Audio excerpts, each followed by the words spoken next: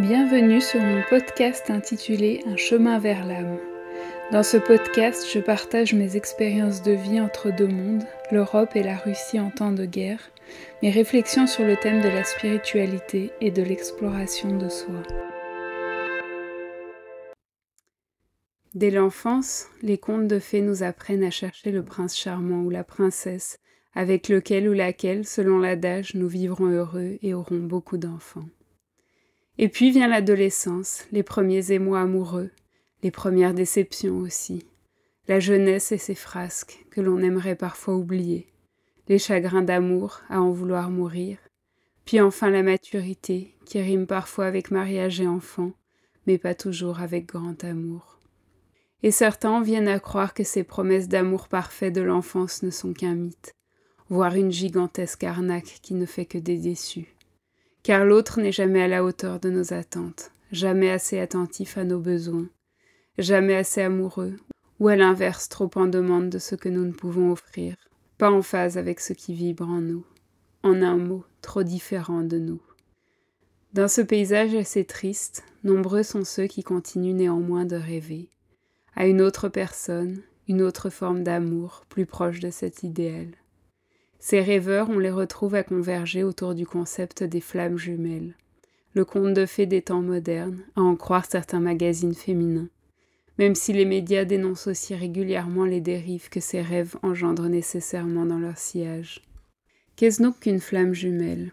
On dit que c'est la rencontre entre deux moitiés d'une même âme, deux âmes jumelles comme le sont les jumeaux monozygotes issus d'un même ovule. Ce n'est pas, comme on pourrait le croire, un concept nouveau, même si le terme appartient à la mouvance New Age. Platon parlait déjà dans son œuvre Le Banquet de cette quête d'une seconde moitié de soi, à travers le mythe des androgynes. Une flamme jumelle, ce n'est pas simplement une âme sœur, cette âme issue de notre famille d'âmes avec laquelle on se sent en profonde harmonie. C'est un alter ego, un autre soi. C'est la réunion d'une même essence divisée entre deux corps. Cela semble idyllique, mais la réalité est tout autre. Si les flammes jumelles se rencontrent, ce n'est pas pour filer un amour parfait, mais pour évoluer ensemble, main dans la main, au terme d'un parcours qui les amène à guérir leurs blessures, non sans souffrance. Ce qui domine au départ est une attirance irrésistible, mais bien vite les choses se gâtent.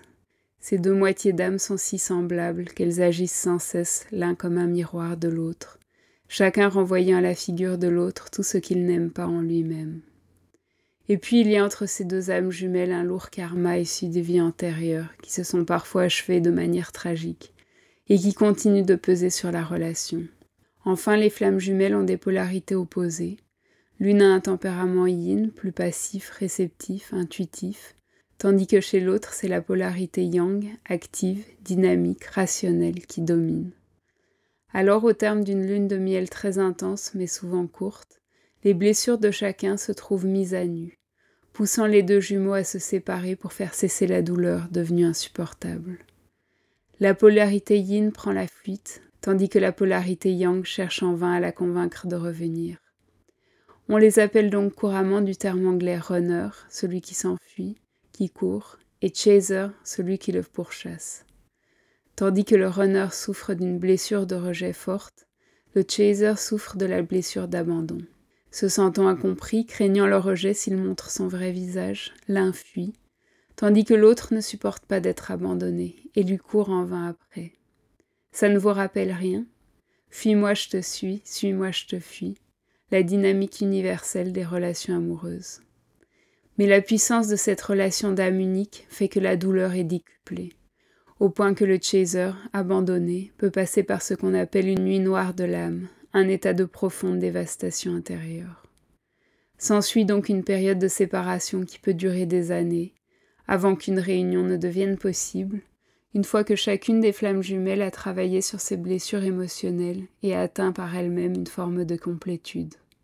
Le drame des flammes jumelles pourrait donc se résumer à l'image de deux puissants aimants qui dans un premier temps s'attirent, avant de se repousser avec autant de force. Ce n'est pas l'harmonie de ces couples d'âmes sœurs qui passent une vie entière ensemble. C'est une dynamique extrêmement puissante qui force les deux âmes à évoluer pour être ensemble.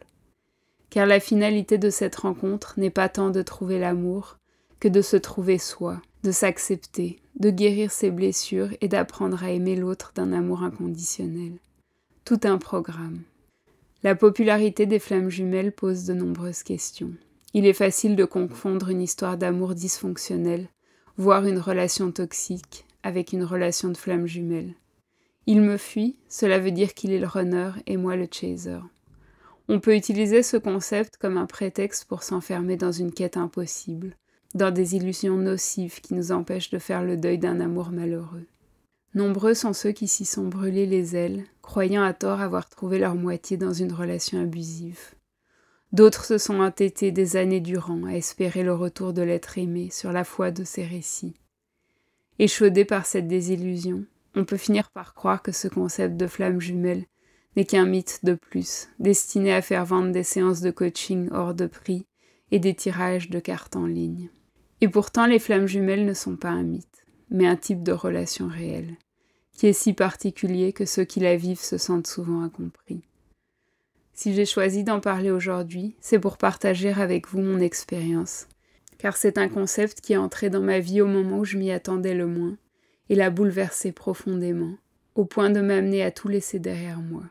Si vous suivez ma chaîne, vous savez de quelle manière radicale ma vie a changé ces dernières années, m'amenant à quitter la vie stable et prospère qui était la mienne en Suisse, pour tout reconstruire en Russie.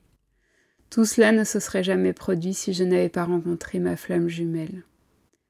Dans ce podcast, je veux partager avec vous mon récit, mais aussi vous donner 10 signes caractéristiques d'une relation de flamme jumelle qui en font une relation très différente de toute autre rencontre amoureuse.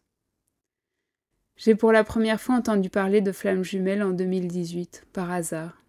YouTube m'avait proposé une vidéo sur les vies antérieures des animaux par le médium David Saba et je m'étais abonnée.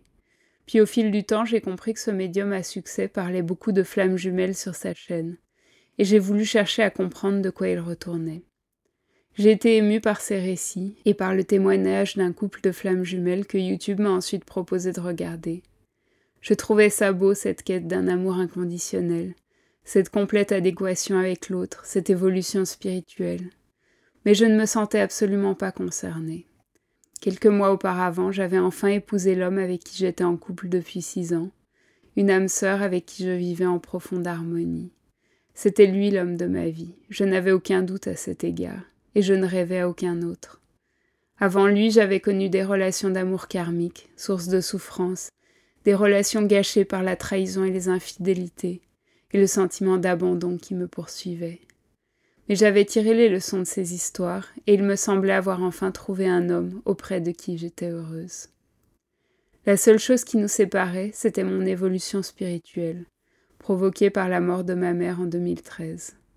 Il m'a fallu 4 ans pour remettre en question le paradigme matérialiste, mais une fois que je l'ai fait, ma vie a changé radicalement. La spiritualité est devenue le moteur central de mon existence. Mon mari, lui, m'offrait une oreille attentive, mais restait sceptique, jusqu'au jour où tout a basculé. Cet éveil à la spiritualité est le premier signe distinctif des relations de flammes jumelles qui précèdent la rencontre. Avant ma rencontre avec mon jumeau, j'ai vécu 2 années de profonde évolution spirituelle en 2018-2019. J'ai renoué avec le christianisme, mais aussi exploré d'autres directions, m'intéressant à la réincarnation et à la pratique de la méditation, qui m'a permis de développer certaines capacités de contact médiumnique avec mes guides célestes ou avec les défunts. Ce parcours spirituel a eu un impact sur ma vie personnelle, mais aussi professionnelle, puisque grâce à lui, j'ai pu obtenir un financement pour un nouveau projet de recherche historique sur le christianisme en Russie, un pays qui me fascine depuis toujours. Ce que j'ignorais, c'est que ce projet aurait lui aussi un profond impact de transformation, puisqu'il m'a mis au contact de croyants orthodoxes dont la foi profonde m'a bouleversée. J'ai réalisé avant même de rencontrer mon jumeau que c'était là, en Russie, qu'était ma place, mais j'étais désorientée par ces changements et ne comprenais pas comment concilier cette révélation avec ma vie telle qu'elle était jusqu'alors, en Suisse, avec un mari qui n'avait nulle intention de déménager en Russie. De son côté, mon jumeau évoluait lui aussi, dans un mariage malheureux qui lui a permis de grandir à sa manière. Il avait toujours été spirituel, mais son rapport au divin était plus compliqué que le mien, comme je l'ai découvert par la suite. Le deuxième signe caractéristique sont les signes avant-coureurs, qui annoncent déjà la rencontre entre les deux flammes jumelles. Pour ma part, j'ai reçu du ciel plusieurs signes. Un peu plus d'1 an avant cette rencontre, l'année où je venais de me marier, le soir du Nouvel An, en jouant avec des amis avec un pendule, quelqu'un a eu l'idée étrange de demander si j'allais divorcer.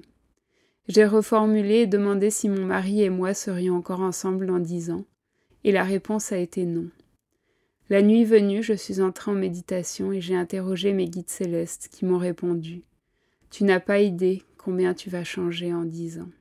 Quelques jours auparavant, de la même manière, j'avais reçu une autre prédiction encore plus étrange. Mes guides m'ont dit qu'en plus d'avoir un enfant biologique, j'allais avoir un enfant non biologique, de Russie. J'ai pensé que c'était un enfant adopté, mais pour moi ça n'avait aucun sens, car les adoptions internationales d'enfants russes sont bloquées, sauf pour des enfants malades ou invalides. De plus, mes guides m'ont dit que cet enfant était déjà né. Pourquoi voudrais-je adopter un enfant malade et déjà grand ? Ce n'est que quand j'ai rencontré ma flamme jumelle que j'ai compris. Il avait un fils de son premier mariage, dont je suis maintenant la belle-mère. On peut parler aussi de la manière dont notre inconscient se manifeste et annonce la rencontre avec notre flamme jumelle, y compris à travers l'art. Ma flamme jumelle et moi avons tous deux, dans les années qui ont précédé, écrit des histoires qui prédisaient notre rencontre. Pour moi, c'était l'histoire de ma rencontre avec un homme russe plus âgé, un alter ego partageant mon amour de la littérature, mais qui s'avérait marié dans son pays. Mon jumeau, lui, a écrit une nouvelle racontant comment sa femme partait en voyage en Italie, et pendant ce temps-là, il rencontrait une étudiante plus jeune dont il tombait amoureux. Ces deux histoires finissaient par une rupture, mais elles étaient annonciatrices. Quand nous nous sommes rencontrés, sa femme venait de partir en voyage en Italie. Nous avons également fait des rencontres qui annonçaient la relation. La première fois que je suis allée à Serguiev Passat, la ville de ma flamme jumelle, 12 ans avant notre rencontre, je suis tombée amoureuse de mon compagnon de route, un Russe qui était marié à une amie. C'est la seule fois de ma vie, avant cette rencontre avec mon jumeau, que je m'intéressais à un homme marié, et heureusement ces sentiments m'ont vite passé, comme s'ils n'étaient pas destinés à cet homme, mais à mon jumeau, dont je sentais déjà l'énergie en ce lieu. Quant à lui, peu de temps avant notre rencontre, il a rencontré une jeune chercheuse allemande qui faisait une recherche sur le même sujet que moi, et s'est amouraché de lui sans retour. Enfin, il y a eu un autre signe avant-coureur, dont je parlerai plus tard car il est lié à une synchronicité. Le troisième signe très important est celui de la rencontre elle-même. Il est vrai que certaines flammes jumelles se rencontrent longtemps avant de prendre conscience du lien. Mais souvent, la rencontre fait plutôt l'effet d'un coup de foudre extrêmement puissant. Le coup de foudre amoureux est toujours une reconnaissance entre deux âmes qui ont déjà vécu ensemble et se sentent immédiatement attirées l'une par l'autre. On peut avoir des coups de foudre amicaux lorsque cela semble coller immédiatement avec une autre personne, que ce soit une relation karmique ou d'âme sœur. Mais dans le cas des flammes jumelles, la puissance de cette reconnexion est d'une force absolument unique. Ma flamme jumelle et moi nous sommes rencontrés dans le cadre du travail. L'un de mes amis avait étudié avec mon jumeau et savait qu'il pouvait m'aider pour mon projet de recherche. Notre premier contact a eu lieu par email et d'emblée il a été d'une grande intensité, d'une grande fluidité. Mais le jour où nous nous sommes vus pour la première fois, j'ai été complètement soufflée par la puissance de ce que j'ai vécu, dès les premiers instants. Il m'a semblé être entouré d'une lumière intense, qui était bien plus puissante que le soleil qui brillait autour de nous. Mais cela n'avait rien à voir avec un coup de foudre amoureux. Il ne me plaisait pas à proprement parler. Je n'avais aucune envie de l'embrasser. Je le savais marié, et l'idée qu'il puisse quitter sa femme pour moi était aussi absurde que la pensée de mon propre divorce. C'était bien plus fort que cela, comme la sensation qu'éprouve un voyageur qui rentrerait à la maison après un long tour du monde et s'endormirait dans le confort de son lit. Une plénitude que je n'avais jamais connue jusqu'alors. Au fil de la conversation, la confiance s'est installée si facilement qu'il m'a confié soudain d'une voix triste. Toute ma vie, j'ai cherché un ami. J'ai souvent été amoureux, mais je n'ai jamais trouvé cet ami.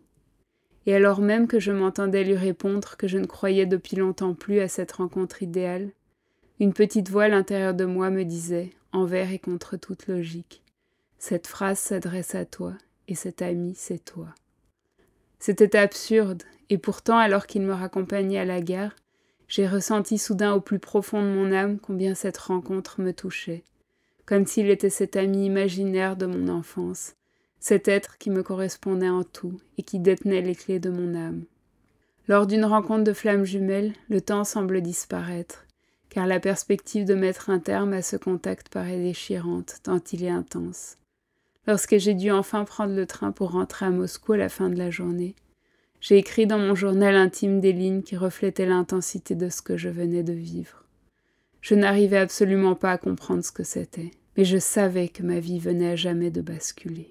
Je cite ces mots afin que vous saisissiez la force de cet instant. J'ai senti que cette conversation d'âme à âme était déjà plus profonde que tout ce que j'avais jamais vécu. J'ai senti que lui et moi étions déjà en danger, que notre conversation avait pris un tour si intime, si profond, que si elle se prolongeait, nous allions immanquablement nous fondre l'un dans l'autre. La question n'est pas de savoir s'il s'agit d'amour ou d'amitié, mais le fait est que nous ne pouvons pas ne pas poursuivre cette conversation. Cette force d'attraction est si puissante qu'il est impossible d'y résister, quand bien même nous en aurions le désir. On peut s'efforcer de ne pas céder à la tentation, mais cesser de communiquer, c'est impossible. À ce moment-là, je ne songeais pas aux flammes jumelles. La révélation m'est venue plus tard. J'étais juste bouleversée jusqu'au plus profond de mon être. Le 4e signe, ce sont les ressemblances entre les deux flammes jumelles. C'est bien connu qui se ressemblent s'assemblent, mais on dit aussi que les contraires s'attirent. Ces deux éléments sont présents dans la relation de flammes jumelles. Mais pour l'essentiel, comme ce sont deux âmes issues d'une même essence, il y a des parallèles frappants. Entre nous deux, il y avait une grande adéquation sur le plan de nos centres d'intérêt, de nos talents et de nos vues religieuses et politiques, nos valeurs et nos visions du monde. Nous étions tous deux historiens, et même s'il avait fait un doctorat en philosophie, il avait comme moi écrit des livres historiques basés sur des interviews avec des témoins de l'époque soviétique. Nos 2 thèses de doctorat portaient sur des acteurs de l'histoire soviétique qui avaient aspiré à un socialisme démocratique et sur le thème des répressions staliniennes. Puis nous avions tous deux changé d'orientation pour nous intéresser à la thématique du renouveau religieux en URSS, autour de laquelle nous nous étions rencontrés. Il connaissait tout de mon sujet, à tel point qu'il aurait pu écrire le livre que j'avais prévu d'écrire au terme de cette recherche. Sur le plan politique, nos vues coïncidaient, et elles avaient évolué en parallèle. Social-démocratique sur le plan économique, libéral sur le plan des droits humains. Nous partagions un profond amour de la liberté et une sympathie pour les dissidents de l'époque soviétique. Pour ce qui est de nos talents, nous avions tous les deux un don pour l'écriture et un goût pour le théâtre. Aujourd'hui, nous faisons tous deux des vidéos à teneur artistique. Sur le plan religieux, nous partions tous deux du christianisme pour aller vers une croyance en la réincarnation. Et puis, il y avait des parallèles étonnants. Depuis l'enfance, j'étais fascinée par la Russie et lui par la France. J'avais appris sa langue, lui avait tenté toute sa vie d'apprendre la mienne. Enfin, il y a entre nous une certaine ressemblance physique, telle qu'elle existe souvent dans les couples. Les différences entre nous venaient de nos différentes éducations, de nos différentes cultures, nos différents bagages karmiques et de nos peurs. Et puis il y avait la différence des polarités. J'étais dynamique, j'aimais voyager, j'étais polyglotte, mais aussi carré, aimant l'organisation et l'ordre, en un mot de polarité yang. Lui était plus réservé, avait peu voyagé, avait bien des craintes qui le bloquaient souvent. Il était plus yin dans son fonctionnement, aimait les rondeurs de la vie plutôt que ses angles.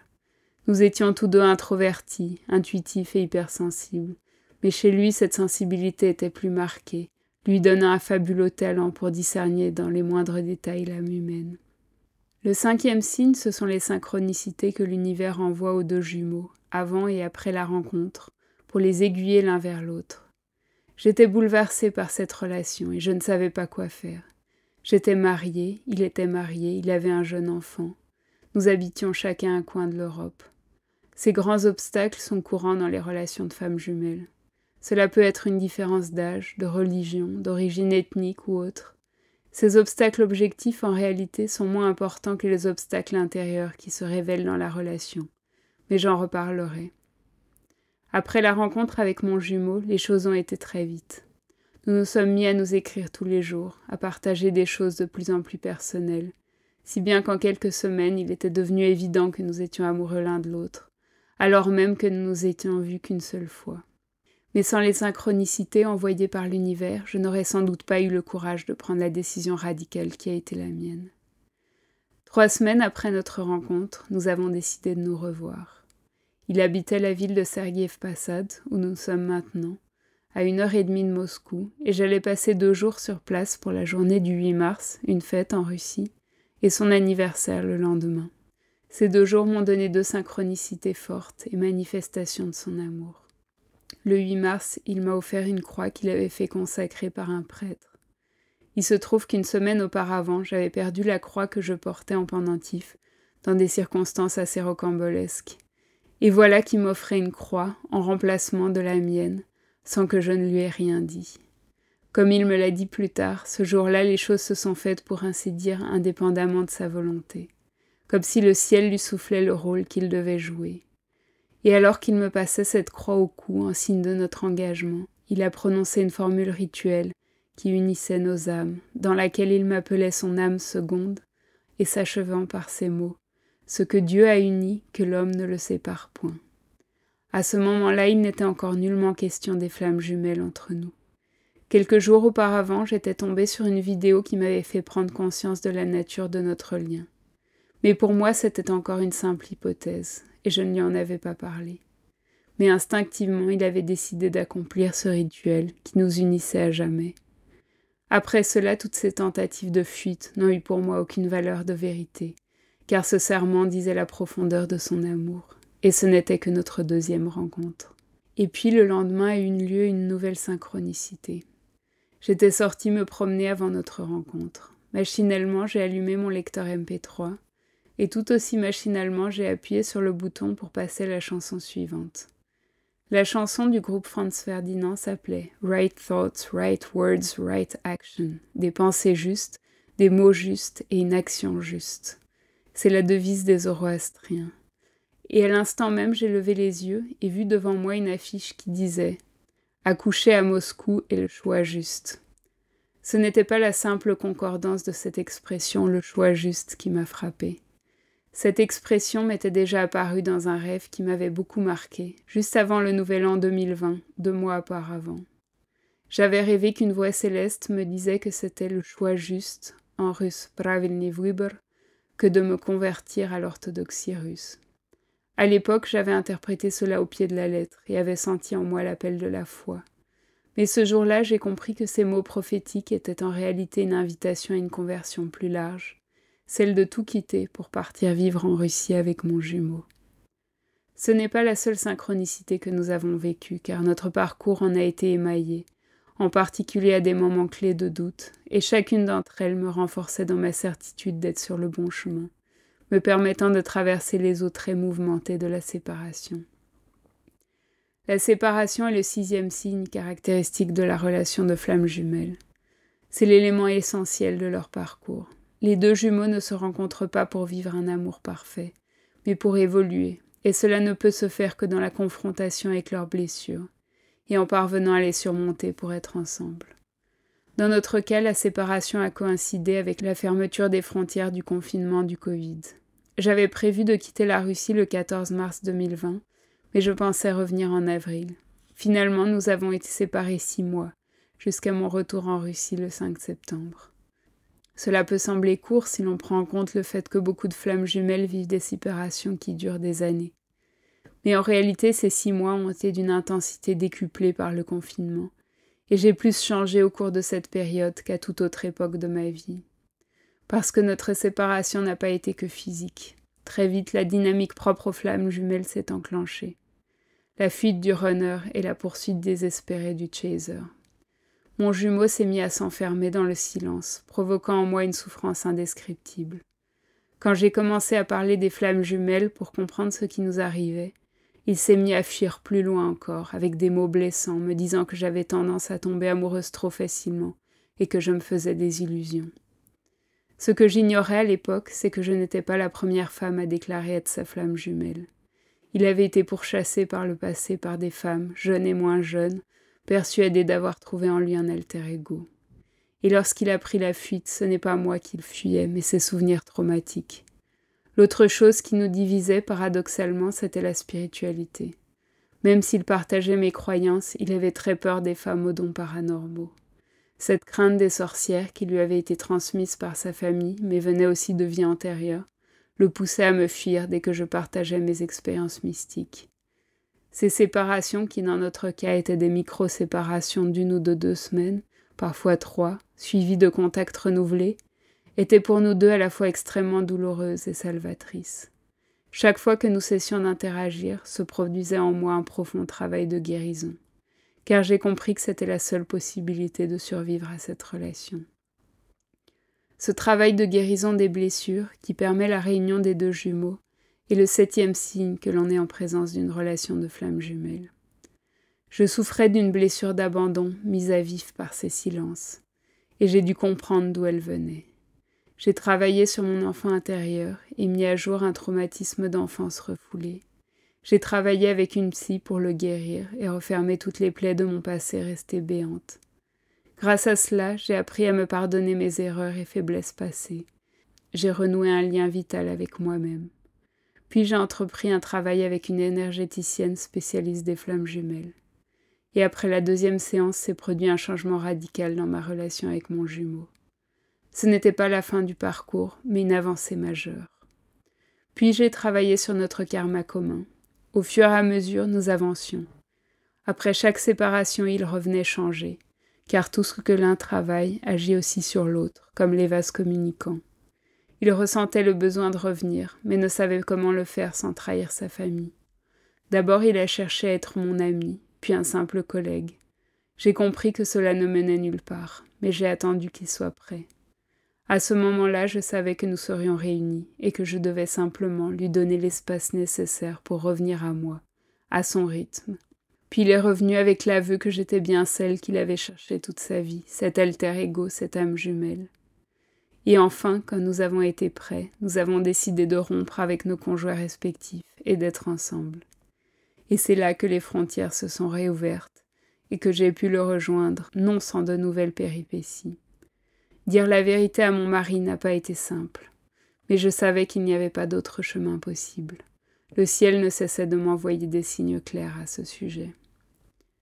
La réunion avec mon jumeau a été au-delà de ce que les mots peuvent transmettre.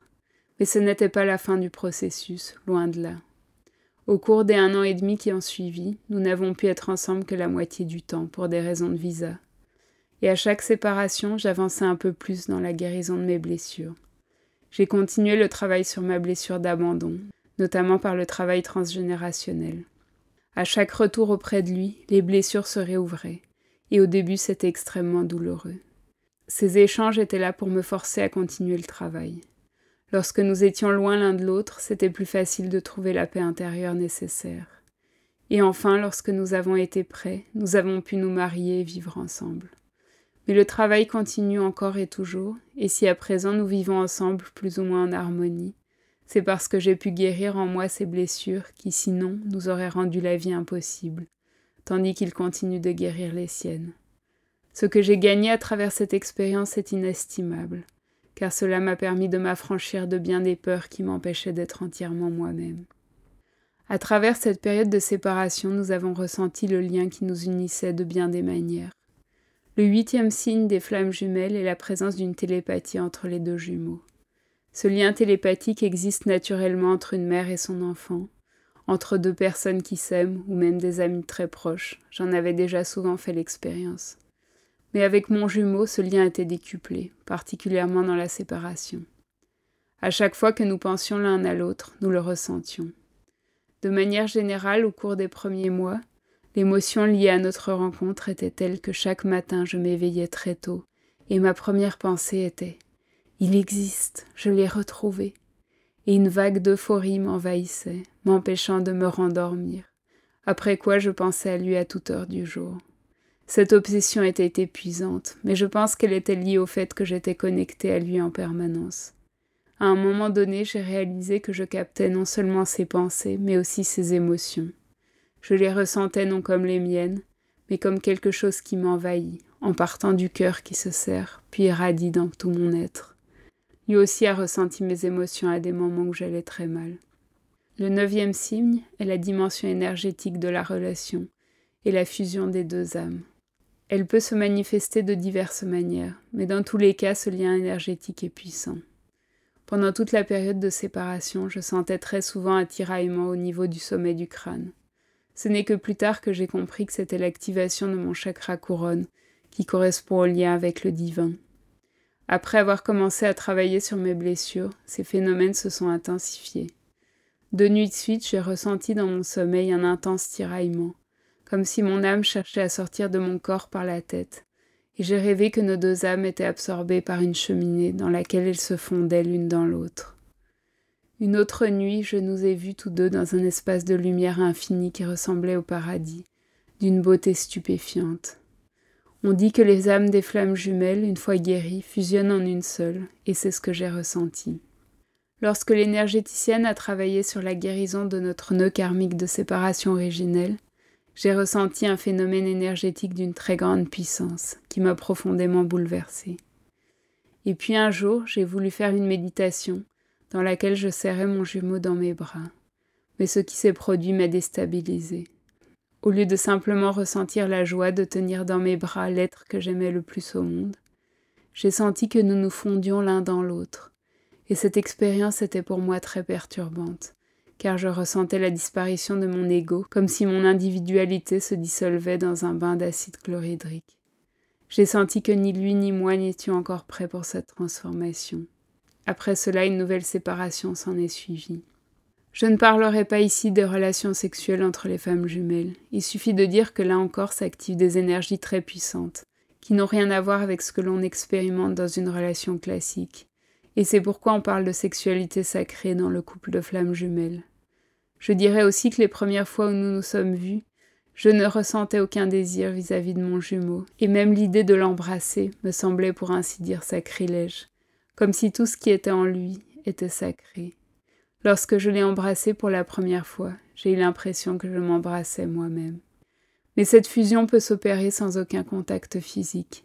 À 2 reprises, mon jumeau et moi avons connu un moment absolument hors du temps, où il nous a semblé voler et nous élever vers la lumière, à 2, comme si nos âmes étaient délivrées de nos enveloppes corporelles. Une fois, cela s'est produit à la table d'un restaurant où nous fêtions notre premier anniversaire de mariage, alors que nous étions yeux dans les yeux. Nous sommes restés près de 3 heures figés ainsi, avec la sensation qu'une minute seulement s'était écoulée. Une autre fois, cela s'est produit un soir de Nouvel An, où nous dansions seuls dans notre salon. Là encore, le temps a semblé suspendre son vol pendant quelques heures. Je terminerai avec le 10e signe, qui est celui de la mission des 2 âmes. L'éveil spirituel et la guérison des 2 jumeaux est en soi la première mission que les flammes jumelles remplissent. Dans notre cas, une fois levé l'obstacle karmique qui empêchait mon jumeau d'accéder à cette dimension, son éveil spirituel s'est accéléré, et main dans la main, nous avons progressé sur ce chemin. Et ce parcours nous permet d'agir pour transmettre à d'autres ce que nous avons appris. Bientôt, autour de nous s'est créé un cercle de personnes à qui nous avons pu transmettre ces enseignements issus de notre expérience, et nous avons commencé à cheminer ensemble. J'ai créé cette chaîne YouTube dans l'idée de partager cela et aussi de participer à guérir la relation entre la Russie et l'Occident, si abîmée par la guerre. J'ai compris que si le ciel m'avait amené là, c'était pour servir de pont entre les cultures, pour nous permettre de partager avec le monde la lumière qui nous a été offerte et encourager les autres à aller au-delà des discours de haine pour vivre pleinement dans l'amour et la lumière. C'est pourquoi j'ai décidé aujourd'hui de partager avec vous mon histoire. C'est pourquoi j'ai écrit en ce moment un livre sur cette aventure si particulière et les leçons de vie si précieuses que j'en ai tirées. Et si vous avez écouté ce podcast inhabituellement long jusqu'à la fin, j'espère qu'il vous aura apporté un éclairage utile. Car je crois fondamentalement que nous n'avons pas besoin de rencontrer notre flamme jumelle pour entreprendre ce fantastique voyage vers soi qui a été le mien.